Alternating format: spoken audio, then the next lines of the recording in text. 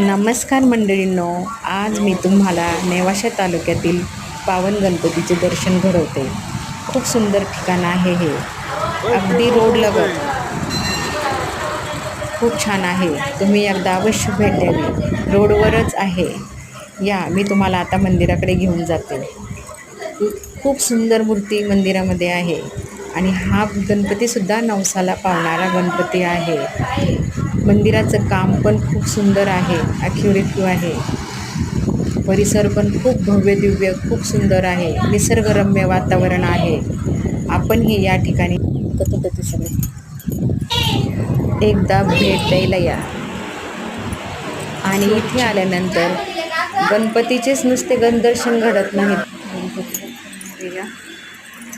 गणपती मंदिराचं दर्शन येथे घडतेच आहे.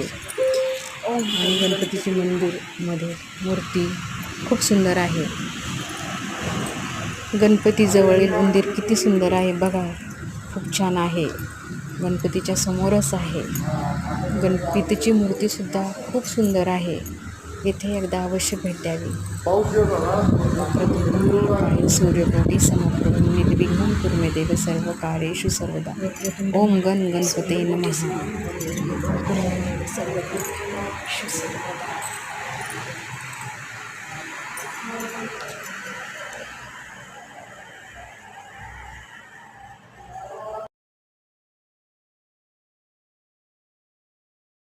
हा गणपती ही नवसाला पावणारा गणपती आहे.